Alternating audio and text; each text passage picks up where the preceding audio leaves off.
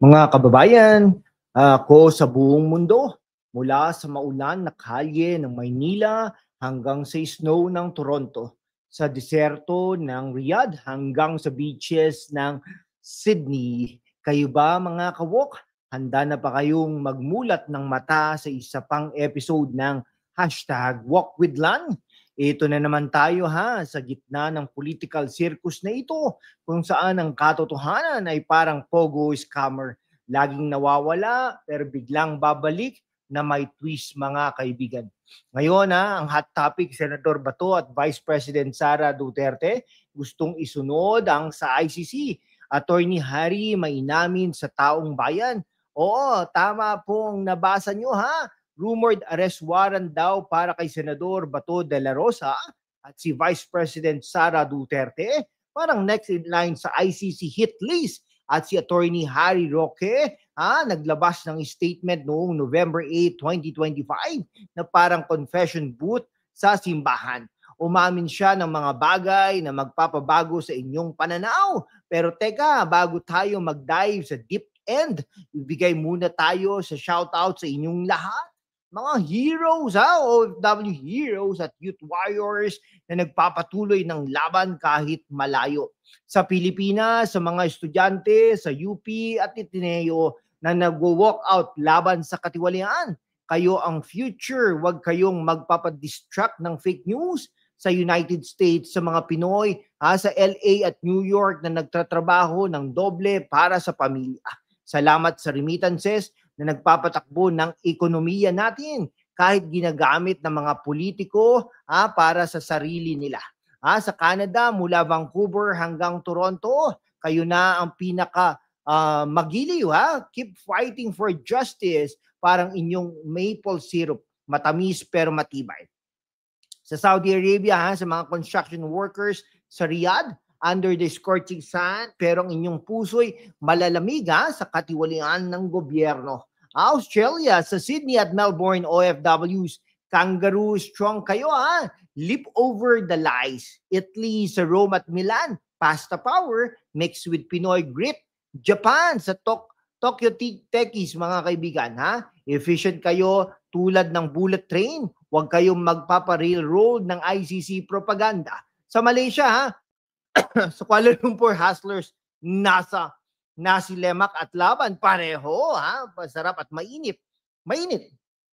United Arab Emirates sa Dubai, skyscrapers, building dreams, pero wag nating hayaang gumuho ang hustisya. At Hong Kong sa busy streets, freedom fighters, stay vigilant. Mga kawok, subscribe na kayo sa channel na ito. Hit that bell para hindi kayo makaligtaan ng susunod na expose. At para sa mas malalim na access, join the YouTube membership, exclusive behind the scenes, question and answer sessions, at sama-sama nating i-deconstruct ang mga ganitong issue.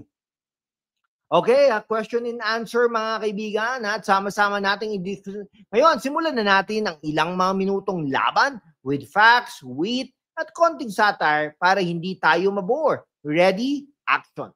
Mga kaibigan, isipin nyo parang teleserye ito. Pero ang kontrabida ay hindi si Cardo. Siya isang international court na nagpapanggap na sila ang batas ng mundo. Ang ICC or International Criminal Court na nagsimula pa noong 2002 ay parang UN's naughty cousin. Nag-iimbestiga ng crimes against humanity. Sa atin, target ang drug war ni dating Pangulong Rodrigo Roa Duterte. Pero teka, bakit biglang si Senador Bato de la Rosa? Ayon sa latest reports, at hindi ko to gawa-gawa source from ABS-CBN at PhilStar noong November 9, 2025, si Ombudsman Jesus Crispin Remulla daw ang nag-leak na may arrest warrant na labas laban kay Bato. Bakit? Dahil si Bato ang PNP chief noong 2016 nang nagsimula ang Oplan Double Barrel, ang all-out war laban sa shabu at krimen na nagligtas ng libu-libong buhay mula sa addicts. Pero sa mata ng ICC, parang mass murderer siya. Kung ganito ang logic, bakit hindi nila iimbestigahan ang Wall Street crash na nagpatay ng economies. Hypocrisy match. At si Vice President Sara Duterte, noong March 2025, na nag-spot siya sa The Hague kasama si Attorney Harry Roque at Senador Robin Padilla defending her tatay. Ngayon, confirmed na sa kanyang office, posibleng susunod siya sa listahan. Bakit? Dahil loyal siya sa legacy ng Duterte. Ang tunay na pagbabago na nagbigay ng kaayusan sa mga barangay. Ang ICC parang jealous ex, hindi makalimot sa ex. Duterte, kaya sinusundan na ang pamilya. Mga kabataan, huwag kayong magpa-scare. Ito'y lesson sa history. Tulad ng martial law, kailangan nating magkaisa. Ngayon, ang meat ng kwento, si Attorney Harry Roque, ang dating presidential spokesperson na parang human shield laban sa fake news. Noong November 8, 2025, naglabas siya ng official statement bilang ICC-listed counsel. Hindi ito chismis, direktang galing sa kanyang Facebook at Philstar reports. Ano ang inamin ng ICC ay hindi neutral? It's a tool ng Western powers na gustong-gustong i-destabilize ang sovereign nations na hindi sumusunod sa kanilang agenda. Si Roque, mga kaibigan, na lumipad pa sa The Hague noong March para kay PRRD, ay nag-warn na ang rumored warrant kay Bato ay figment of imagination ni Remulla. Walang red notice mula sa Interpol, walang official communications. Pero bakit ngayon? Kasi under Marcos admin, nagbukas ng pinto ang DOJ sa ICC cooperation. Remember, 2023 si Carpio pa nagsabi na no more cooperation. Pero nung 2024, biglang U-turn. Satay tayo, mga kaibigan. Parang diet si BBM. Promise ng low carb, no ICC. Pero biglang cheat day with the food buffet ng international meddling. Ayon sa Rome Statute Article 7, crimes against humanity ay broad, pero sa drug war, walang conviction pa ng local courts. Si Roque's admission na ang totoong issue ay political persecution. Target ang DDS, Duterte diehard supporters, para ma-weak ang opposition. Si Bato na willing magpunta sa ICC gaya ng sinabi niya sa GMA News ay hero, hindi takot, tulad ng sundalo na naglaban sa Marawi. Si Sara ang education czar na nagbigay ng free meal sa mahirap. Ngayon, target dahil hindi siya sumusunod sa Malacanang script, no? Ang ICC ay parang teleserye, kontrabida na nagpapanggap na hero or saving humanity, pero sa totoo, saving their narrative lang. Okay, mga OFWs, iniisip nyo ba ito habang nag-o-overtime? Ito'y para rin sa inyo. Ang hustisya na nawawala rito, nawawala rin sa remittances nyo na ninanakaw ng korupsyon. Pause muna tayo, mga kaibigan. I-like ito, i-share, subscribe. Kung gusto nyo ng more, join membership para sa unedited rants ko. No? Shoutout ulit sa Japan OFWs.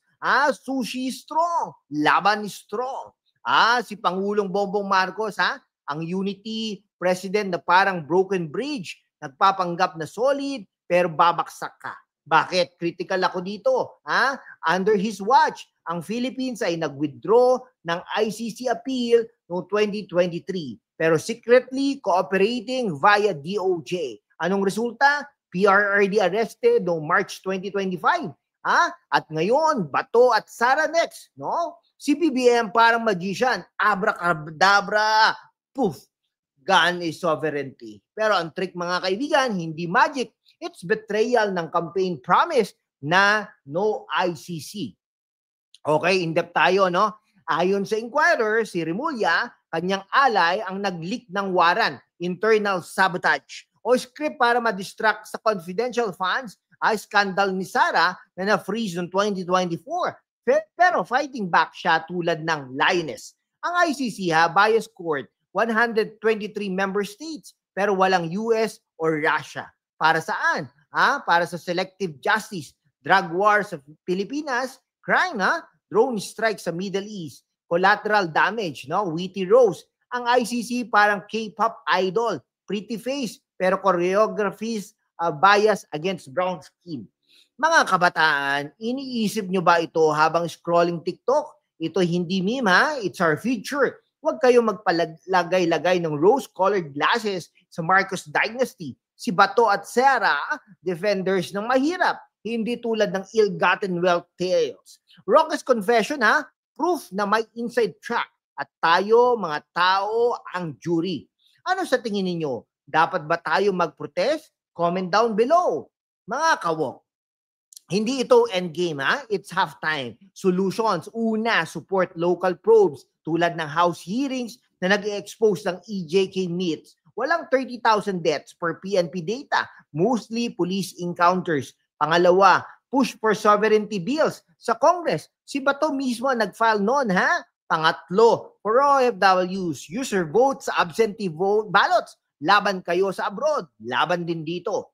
Okay, sa social contract mga kabigan, si Rocio yata yon, ang gobyerno'y para sa tao, hindi vice versa.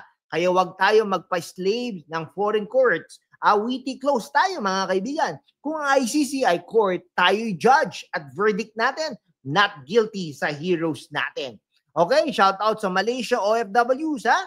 Adobo na nasi goreng. Mix well for victory. Mga kababayan, sa gitna ng kasinungalingan, ang katotohanan ang unang dinudurog. Pero kasama kayo mga kawok, kaya nating itindig ang tama. Sumali na sa aking YouTube membership. Sama-sama nating pananatilihin nating malaya at walang takot ang boses natin.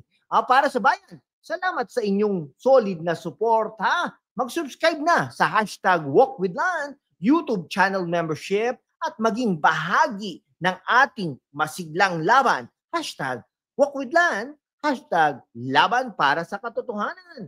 Mabuhay ang Pilipinas!